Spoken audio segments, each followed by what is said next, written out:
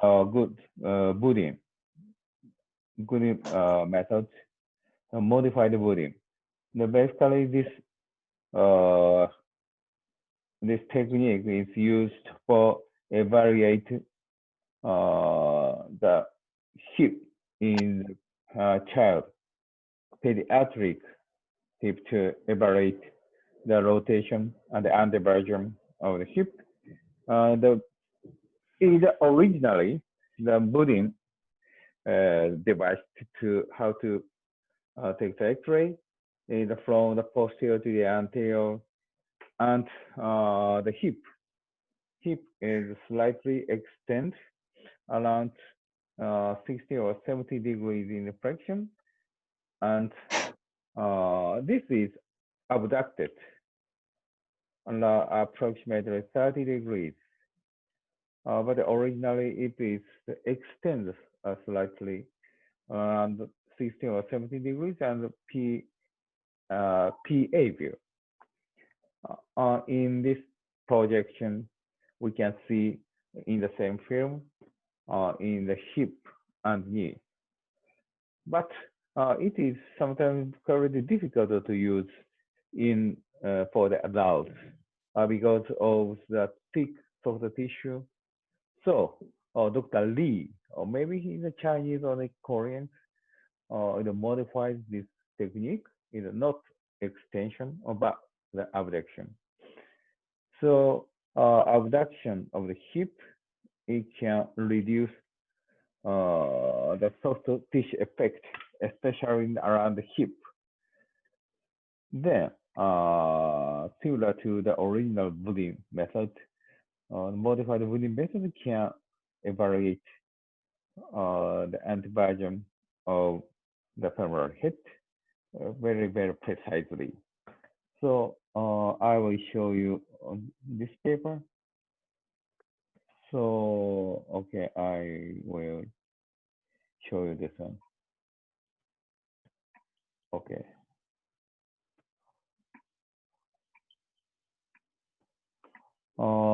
This is Dr. Adam. This is that we worked in the Oxford University when I was in the Oxford, and he is a hip surgeon and study in the Oxford because my boss was Professor David Murray, and the professor of Oxford University. He is the leader of the Oxford UK, but in the same time, he is the chief of the hip department. So he studied about the anteversion or the focus on the morphology of the hip. So then he tried to evaluate how precise is this modified booting method. So this is using our data. I provided him an approximately 100 patients data. Oh no, 105 legs in the 65 patients, and they evaluated, analyzed mathematically using the 3D CT, and make sure this method is precise or not.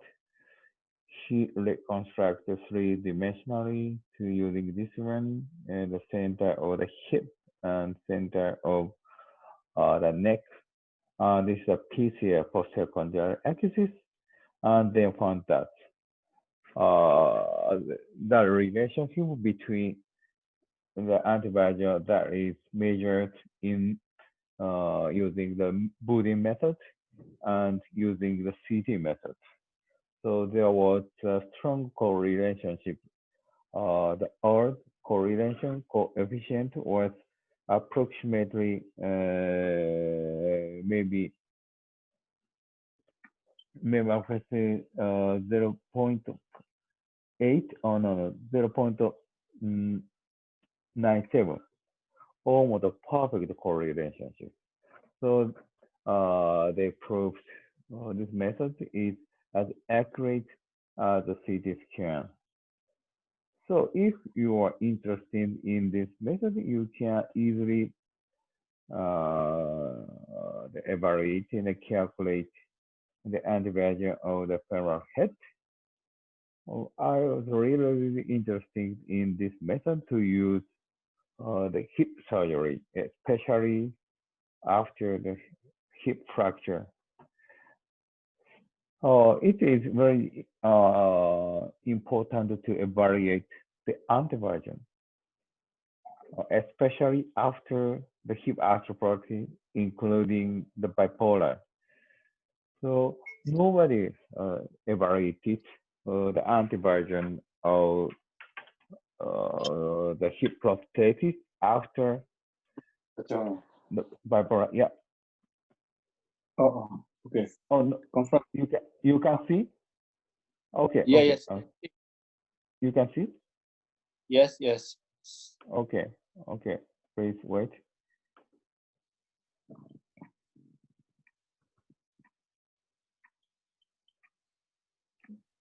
Can you see? Yes. This is a journal of arthroplasty. Okay, this is the X-ray of the body method. So we calculated. This is actually the femoral anteversion. This is a line connecting the lowest point of the both condyle or the femur. This is the line connecting the center of the femoral head and the center of the neck. This is the FA measured in the X-ray. This is a 3D CT method. But to measure this, to use this method, we need the CT scan. But CT scan is very costly, very expensive to do.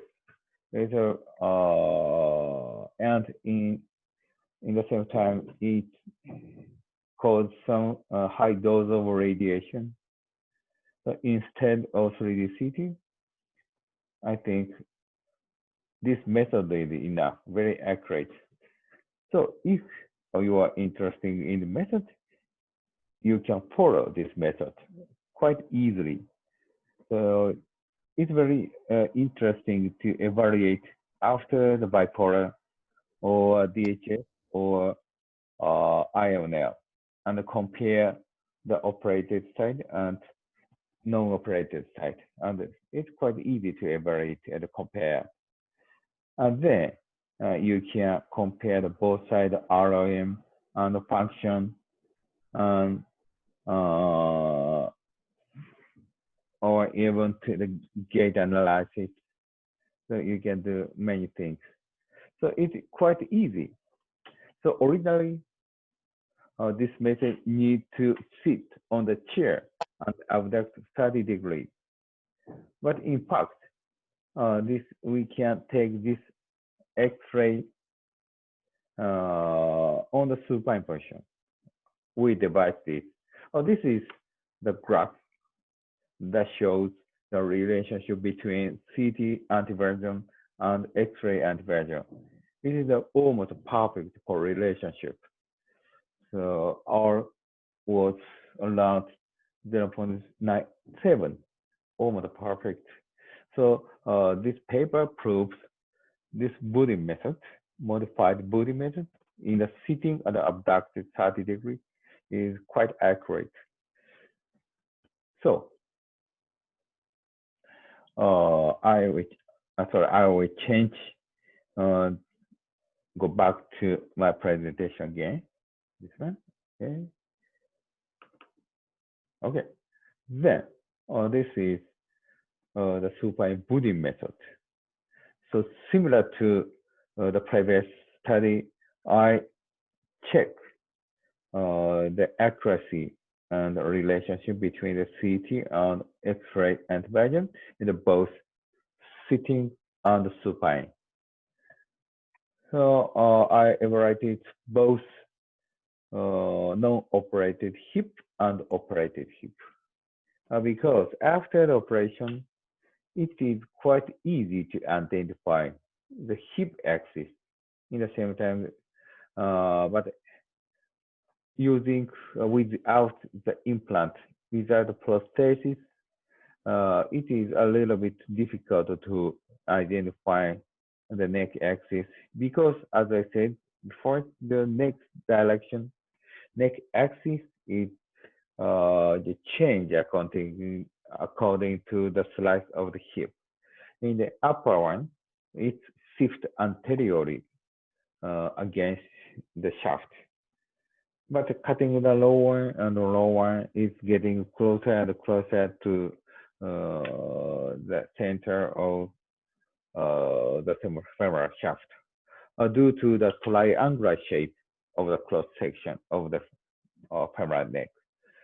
So I think so after the implantation, such as IML and the bipolar or hip prosthesis, it's more accurate. So because of the uh, easier identifying of the hip femoral neck axis, then compare uh, the supine and sitting Budding method, and it is similar to the both supine and the sitting Budding. Of course, Budding CD is a slightly greater antiversion. The reason is, as I said before, so because CD is underestimate of the antiversion of the hip. So maybe you can follow this one. If you try to have some research, it's very easy and very interesting. Because as I said before, the now our interest is focused on the postoperative function of the hip after the hip fracture. So the main purpose of the osteo internal fixation, osteosynthesis of the hip fracture, including the trochanteric and non-displaced neck fracture, is unite the bone without a cutout. But now the interest is move to the leg length. That means the neck length after the union of the fracture. So sometimes the head can migrate. In other words, the lag screw can slide along the lag screw or braid. That can cause the secure the impaction between the bone fragments. That can accelerate the bone union, but in the same time, it can cause the shortening of the neck.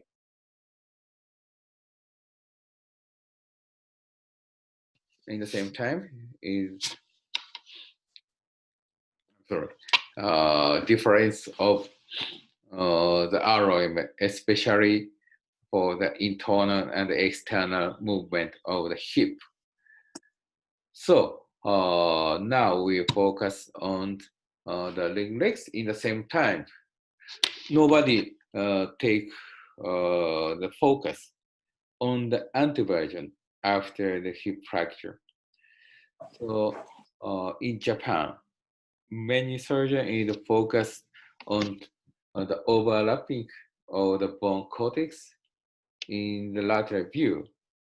So I think I already showed some slide the relationship with the anterior cortex. If the proximal cortex is anterior to the distal fragment, we call it the subtype A or extramedullary type. That can cause the bone contact between the relatively hard anterior inferior cortex. That can prevent that can cause the bone contact, and that can provide the stability of bone fragments and the compression force can accelerate, induce the bone union. But in contrast, so if anterior cortex of the proximal fragment come to the posterior to the distal fragment, that can migrate into the shaft. That can cause excessive shortening of the femoral head and eventually no union because of the lack of bony contact. So in most Japanese try to reduce the intermediate type fracture to the extramedullary type through some intervention. It's something like the Kapanzi method. So interfocus pinning, insert the K wire or timer pin into the fracture site, and then using a lever arm effect. So move the anterior cortex of the distal proximal fragment and go out of the cortex of the distal shaft. But in the same time, that can cause the decreased antiversion due to because of the external rotation of the proximal fragment through this reduction maneuver. So it is also interesting that compare to the antiversion using this method to healthy side, non-operated side, and fracture side. And you can compare the both bipolar and IMNL. So you can compare the IMNL site and healthy side, non-operated side, and compare the antiviral and compare the function. And in the same time, you should compare the antiviral after the bipolar. Or maybe some surgeon try to evaluate the antibiotic after the TKA because it is really related to the risk of dislocation after TKA. But after the bipolar, it is less frequent in bipolar in terms of the dislocation. But sometimes dislocation occur even after the bipolar. So maybe sometimes I think this dislocation can be caused by the malrotation. But there is no good method to evaluate the antiviral of the bipolar postoperatively without the CT scan. Or maybe in your country and at most other countries, CT is quite expensive it is not to be used routinely. But unlike the other countries, in Japan, so many CT scan machines. And maybe hospital house the more than 2 CT machines. So it is quite easy to access to the CT scans. So we can use quite easily. But without the CT scan, the whole length of the femur bone, we cannot good method to evaluate the antibiotic. But using this one, you can evaluate very easily. So, but sometimes this technique needs some technique for the radiologist. So I tried to several times to find the best condition to the radiography, the X-ray beam, and then finally we find the gift exposure condition to take both the sitting and supine.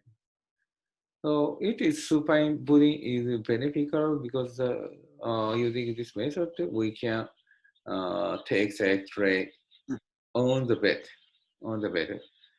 just before the operation and just after the operation, we can evaluate it very smoothly using this one.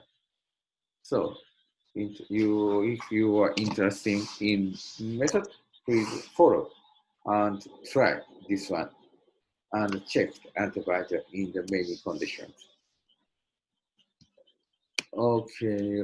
This is maybe, I already show you this one. So this is the comparison of supine pudding antibiotic and CT antibiotic.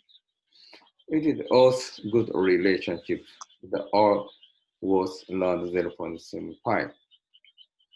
So now I install this method after the routine examination protocol, both after bipolar and IMNL. Then I'm now checking the data.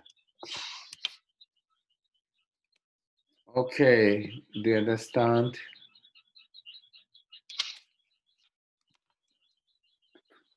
Why don't you Yes. try this one? Yeah. Yes. Yes. Maybe you should correct some data. But I think that there's during the fracture in one side Yeah. and taking the pudding X-ray in another side is maybe difficult. I think. Oh, maybe not so difficult. It's quite easy. After physician or after before physician. Yeah. Oh. So before, you don't need the before the operation, just after the operation and compare the version, the operated side and non-operated side.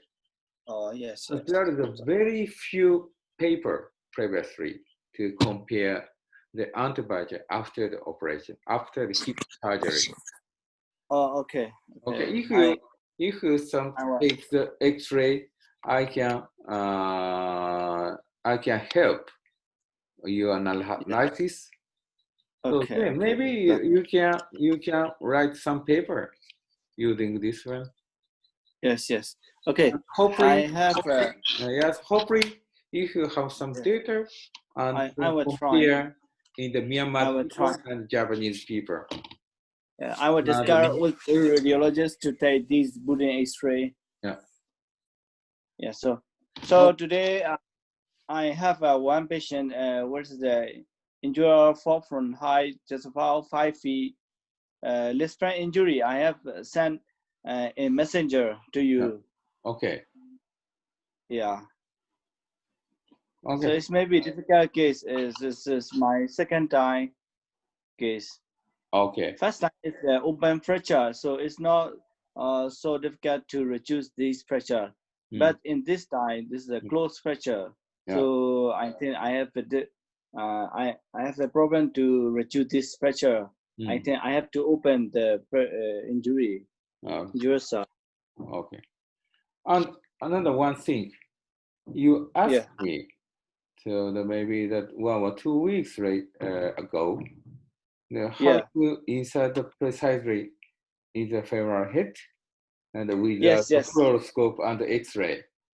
Yes, now I have no CN and also no portable X-ray. So during this pressure physician, I use to reduce by anterior opening method to the hip. Okay.